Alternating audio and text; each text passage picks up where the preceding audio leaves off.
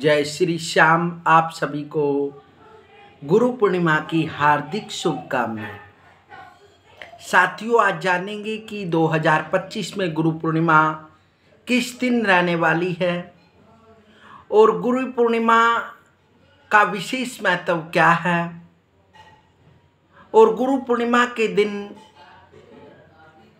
क्या उपाय करें जिससे आपको विशेष गुरु का आशीर्वाद प्राप्त हो और पूर्णिमा तिथि किस समय से किस समय तक रहने वाली है।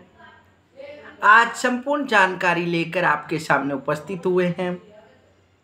तो आइए जानते हैं आषाढ़ मास की गुरु पूर्णिमा के विषय में।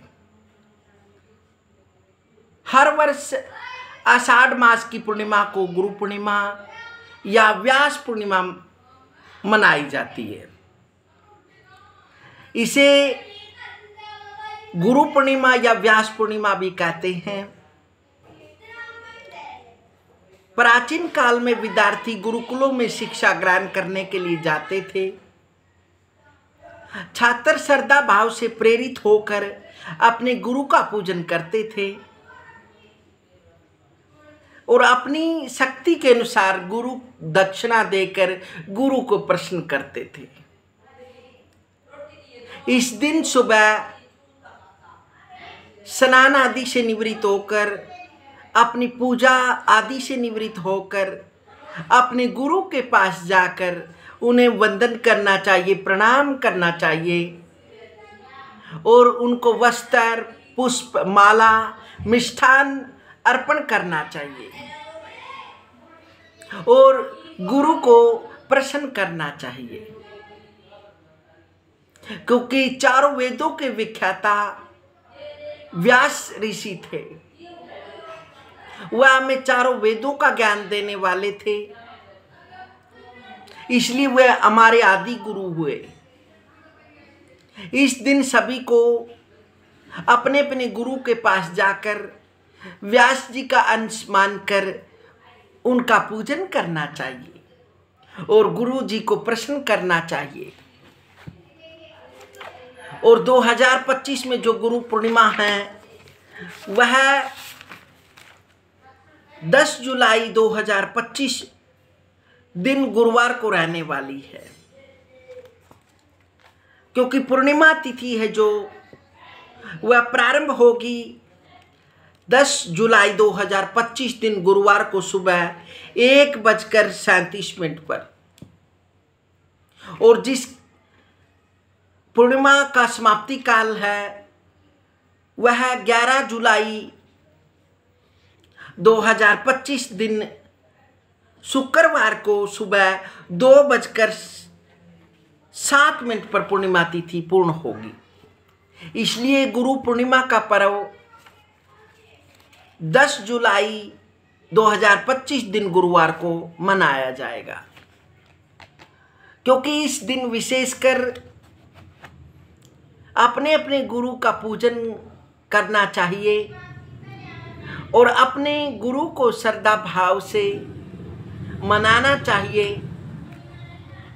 जो शिष्य इस दिन अपने गुरु को श्रद्धा और आत्मा से प्रसन्न करता है उस शिष्य पर गुरु की असीम कृपा हो जाती है। और वैसे भी जो गुरु पूजा करना चाहते हैं, यदि वह अपने किसी कारण से गुरु के पास नहीं जा सकते या फिर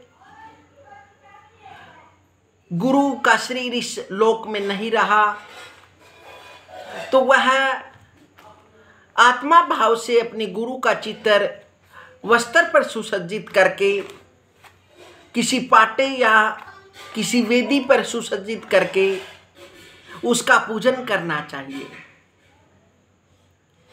और गुरु को माला, पुष्प, वस्त्र, मिष्ठान अर्पण करना चाहिए। फिर गुरु से प्रार्थना करनी चाहिए कि हे गुरुदेव, मैं आपकी शरण में हूँ और आप मेरे ऊपर आशीर्वाद बनाए रखें। मैं आपकी कृपा से आपका इस जगत के अंदर नाम विख्यात हो वह करूं, और आप सदैव मेरे ऊपर कृपा बनाए रखें। फिर ऐसा अनुभव होगा कि गुरु आपका सदैव सोपन के माध्यम से या फिर आपको कहीं ना कहीं अनुभव होता रहेगा कि गुरु का आशीर्वाद आपके पास है, गुरु की कृपा आपको पूर्ण रूप से मिल रही है। और इस दिन विशेषकर चंद्रमा की पूजा करनी चाहिए और पूर्णिमा का व्रत भी करना चाहिए। भगवान विष्णु व लक्ष्मी की पूजा करनी चाहिए। जो भक्त इस दिन विष्णु व लक्ष्मी की पूजा करता है तो उस पर लक्ष्मी की विशेष कृपा होती है। और जिसका कुंडली के अंदर चंद्रमा वीक है तो इस दिन चंद्रमा का विशेष उपाय करना चाहिए, चंद्रमा का जप करना चाहिए। वह श्वेत वस्त्र व श्वेत मिष्ठान का वितरण करना चाहिए, गरीबों में बांटना चाहिए। और इस दिन विशेषकर पूर्णिमा श्री सत्यनारायण भगवान की कथा अवश्य सुननी चाहिए। इस प्रकार से जो श्रद्धा और भक्ति से इस पूर्णिमा पर गुरु का पूजन करता है उस पर विशेषकर इष्ट देवता और वह कुल देवता की कृपा भी होती है और उसको सदैव गुरु के आशीर्वाद से चारों दिशाओं में प्रकाश दिखाई देता है। इसलिए यह विशेष गुरु पूजन का दिन होता है। वैसे तो हम हर पूजा में हर दिन सुबह जब भी पूजा में बैठते हैं तो गुरु का ध्यान करते हैं, लेकिन यह विशेष जो आषाढ़ मास की पूर्णिमा होती है यह विशेष गुरु पूजन का दिन होता है।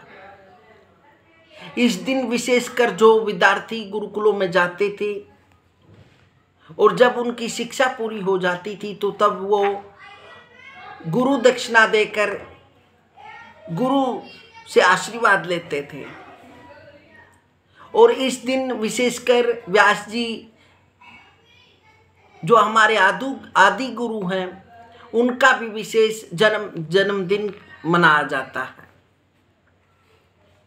इस प्रकार से यह एक वेद व्यास जी के स्मरण को याद करने के लिए अपने अपने गुरु में वेद व्यास जी का ही ध्यान करना चाहिए, क्योंकि वह चारों वेदों के विख्यात विद्वान थे, रचयिता थे और हमको वेदों और पुराणों का ज्ञान देने वाले हैं। इसलिए वह हमारे आदि गुरु हुए। इस दिन श्रद्धा भाव से प्रेरित होकर अपने गुरु का आशीर्वाद लेना चाहिए। हरि ओम।